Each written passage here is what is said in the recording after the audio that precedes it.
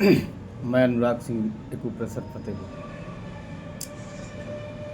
नया नया समाज में इस प्रकृति में जो एक परिवर्तन है, बहुत अद्भुत परिवर्तन। इस समय ठंडे ऋतु से गर्म ऋतु का प्रवेश हो रहा है और चैत मेन की संक्रांति का आगमन या लग रही है, जिससे सूर्य मीन राशि में प्रवेश कर रहा है। मीन राशि में प्रवेश करने के कारण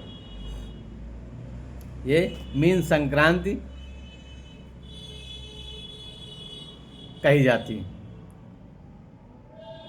इस परिवर्तन, प्राकृतिक परिवर्तन में नए नए फूल, नई नई पत्तियाँ और नई नई फसल का आगमन होता है।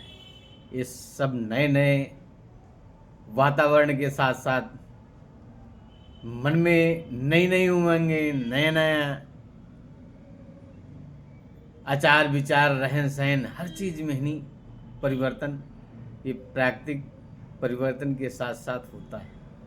स्वाभाविक है, परिवर्तन ही प्रकृति का सबसे बड़ा नियम। तो इन सबका हमारा मेन तात्पर्य क्या है, और प्राकृतिक ये परिवर्तन के साथ साथ ये हमारा सामाजिक जो मनुष्यों का उद्देश्य रहा है, ये अगर देखा जाए जो भी है हमारी संस्कृति, इसीलिए सभी धर्मों में और सभी संस्कृतियों से श्रेष्ठ संस्कृत समझी गई। ये कोई साधारण नहीं है, इसका साइंटिफिक रीजन बहुत अद्भुत है। तो इन सब चीज़ों के कारण हमारा पंच तत्व निर्मित ये शरीर है और पंच तत्वों से बना है भौतिक संसार, ये ब्रह्मांड। जैसे ब्रह्मांड वैसे हमारा पिंड। तो जो भी तत्व इस संसार में आपको समाहित मिलेंगे, वो इस ब्रह्मांड में, इस शरीर, इस पिंड में भी होंगे। जो प्राकृतिक परिवर्तन होगा, ये बाहरी वातावरण, इस ब्रह्मांड में परिवर्तन दिखेगा, वही आपके शरीर पर दिखेगा। आपने कितना अर्जित किया है, कैसे क्या है, किन चीज़ों का हानि प्लस है, माइनस है बॉडी में, नहीं उन्हीं सबका आगे। अभी तक ठंड था, आप आराम से खाते पीते थे, सब बराबर पच जाता था। इसमें क्या होता है, कुछ कारण बस अब ये परिवर्तन आ रहा है, तो इसमें लीवर से संबंधित रोगों की उत्पत्ति, उससे डिजीज़ों से संबंधित इस वातावरण में नहीं वायु का और अग्नि का ज़्यादा प्रकोप देखा जाता है इस मौसम में।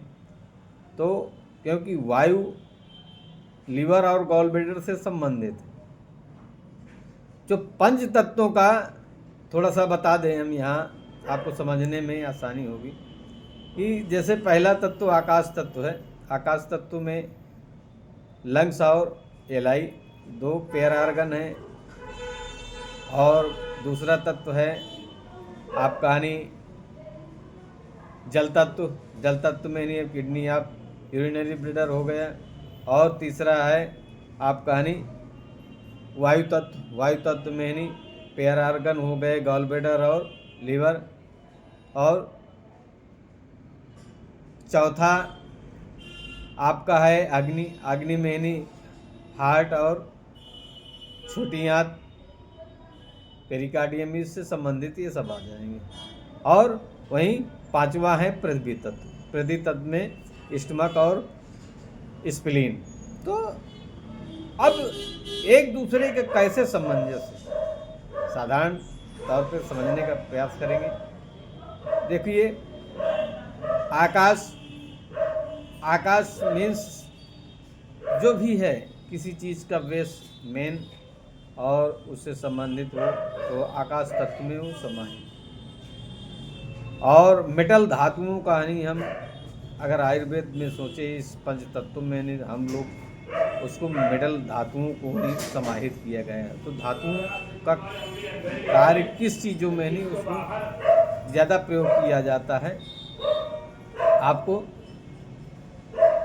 पेड़ पौधों को काटने के लिए तो वायु तत्व को कंट्रोल करेगा आकाश तत्व। अब पेड़ पौधे पृथ्वी तत्व को बैलेंस करेंगे तो एक नहीं आकाश कंट्रोलर हुआ वायु तत्व का और वायु तत्व का कंट्रोलर हुआ क्या पृथ्वी तत्व, यानी कि पृथ्वी तत्व का कंट्रोलर हुआ वायु तत्व, वायु तत्व पृथ्वी तत्व का कंट्रोलर हो गया।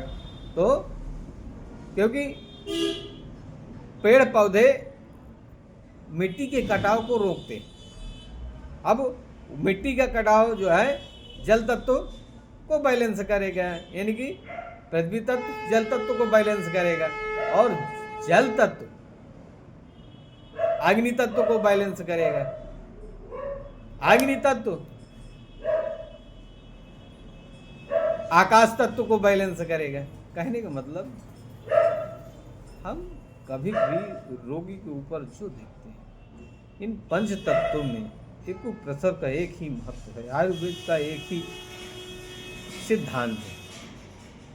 हम लोग किसी का ट्रीटमेंट देते हैं इन्हीं बेस पे देते हैं, कहाँ किस तत्व की अधिकता हो रही, कहाँ किस तत्व की कमी हो रही। इन पंच तत्वों में से जिसका बैलेंस हो रहा है जहाँ भी हो रहा है उसको अगर बढ़ी है तो घटाएंगे और घटी है तो बढ़ाने का प्रयास करेंगे, वहाँ ऊर्जा का संतुलन होता है। बाकी कुछ हम लोग कोई रोग नहीं मानते, वो प्रसर में नहीं, हम लोगों के सिद्धांत में कोई रोग नहीं है। रोग मेन कारण है क्या है, ऊर्जा का संतुलन।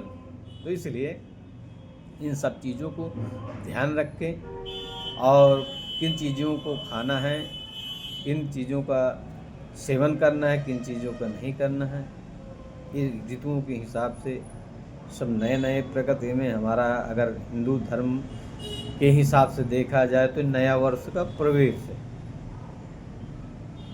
तो आइए मिलजुल कर इस प्राकृतिक सौहार्द के साथ साथ अपने मानसिक सौहार्द को जोड़ते हुए सामाजिक वातावरण में और सामाजिक परिवेश को और स्वच्छ निर्मल बनाने का प्रयास करते हैं, आपसी मेलजोल बढ़ाते हैं, सबके हृदय में हृदय का मिलान करते हुए आगे इस समाज को और इस अपने भारत देश को उन्नतशील और इसको नई ऊंचाइयों तक ले जाने का प्रयास करते हैं। यही एक सिद्धांत है, यही एक मेन मनीषियों का सोच थी। हम कैसे एकजुट रहें, किसी धार्मिक संस्कृति के माध्यम से नहीं, धार्मिक अन्य किसी तिथि और त्योहारों के माध्यम से नहीं, तो उसका मेन यही कारण रहा है।